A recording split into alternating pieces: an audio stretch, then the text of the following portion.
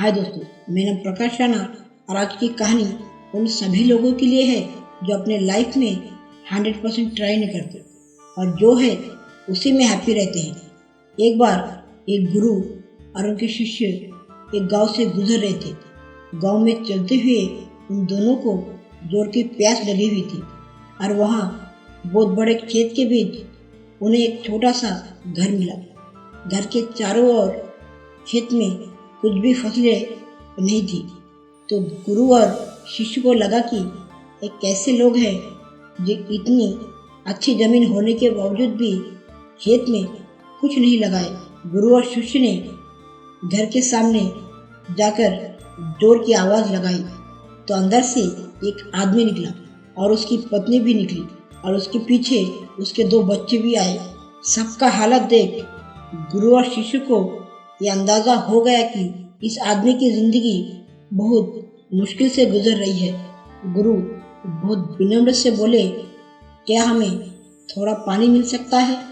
उस आदमी ने गुरु और शिष्य को पानी दिया। पानी पीने के बाद गुरु आदमी से बोले, आपका खेत इतना बड़ा है और झरना का पानी भी खेत के बगल में से है, फिर भी खेत में कुछ नहीं लगाए। गुरु बोले, फिर आप लोग अपना गुजारा कैसे करते हैं? आदमी बोला, हमारे पास 2 भैंस हैं, वो बहुत अच्छा दूध देती है और दूध को बेचकर हमारा गुजारा हो जाता है।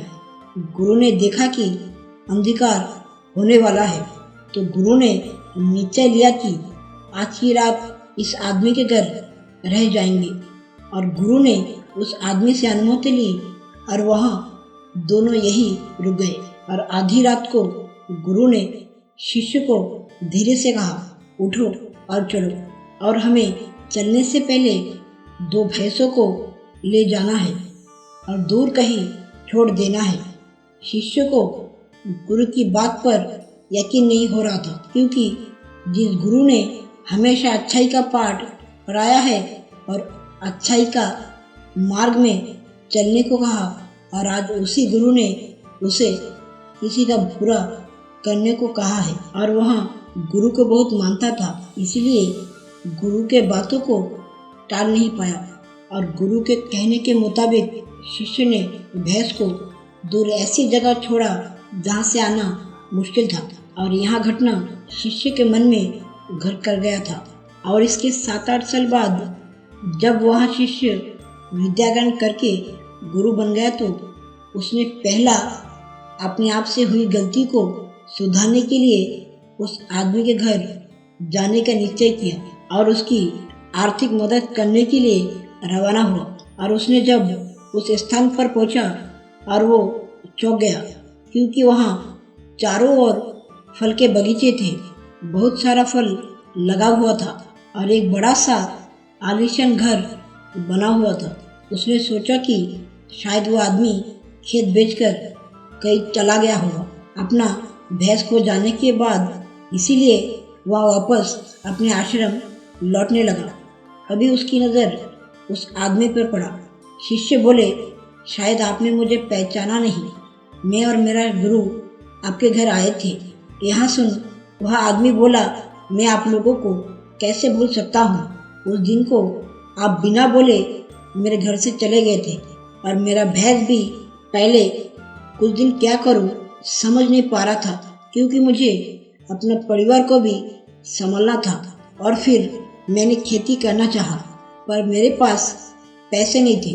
तो मेरी पत्नी ने कुछ पैसे बचाए थे, तो मैंने उस पैसे से और मैंने दूसरे के खेत में मजदूरी कर पैसा इकट्ठा किया और फिर मैंने और मेरे पत्नी ने मिलकर खेती करने लगा और आखिरकार हमें अपने मेहनत का फल मिला और बहुत अच्छा फसल हुआ और उसे बेच मैंने अपने खेत में फलों का बगीचा लगाया और सारा फल मैंने शहर में बेच आया और इस कारण मैं बहुत खुश हूँ। और उस आदमी ने कहा कि भगवान का शुक्र है कि उस दिन मेरा भैंस खो गया था, क्योंकि भैंस के खोने के कारण ही मैंने खेती करने का निर्णय लिया और उस कारण मैं बहुत मेहनत करने लगा पहले के मुकाबले। और पैसे कमाने का रास्ता खोजने लगा। शिष्य बोले, ये सब तो आप पहले भी कर सकते थे। आदमी बोले, हाँ, पर तब मेरी जिंदगी बिना मेहनत के चल रही थी, तो मैंने आलस्य में दूसरा कुछ करने का नहीं सोचा। मुझे कभी ये लगा ही नहीं कि मेरे अंदर भी इतना कुछ करने का हुनर है। लेकिन जब मेरी भैंस चली गई तो मैं परेशानी में घिरा हुआ था, तो मैंने रिस्क लेने का सोचा और अपने अंदर का आलस्य को दूर किया और मेहनत करने लगा।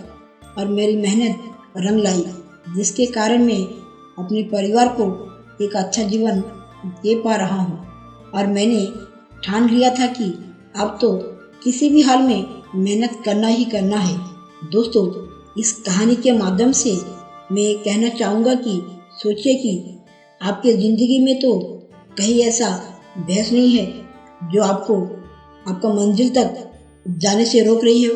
इसीलिए अगर आपको आगे बढ़ना है तो ऐसा भैंस को छोड़ आगे बढ़िए। आलस्य को त्याग कर मेहनत करो, ऐसा कि दुनिया बनना चाहे आपके जैसा। दोस्तों, अगर मेरे वीडियो देख आपको कुछ करने का जिद जगे ना, तो मेरे चैनल सुनो दिल की मोटिवेशन को लाइक, सब्सक्राइब और अपने दोस्तों के साथ शेयर ज़रूर करना। और वीडियो ख़त्म होने से पहले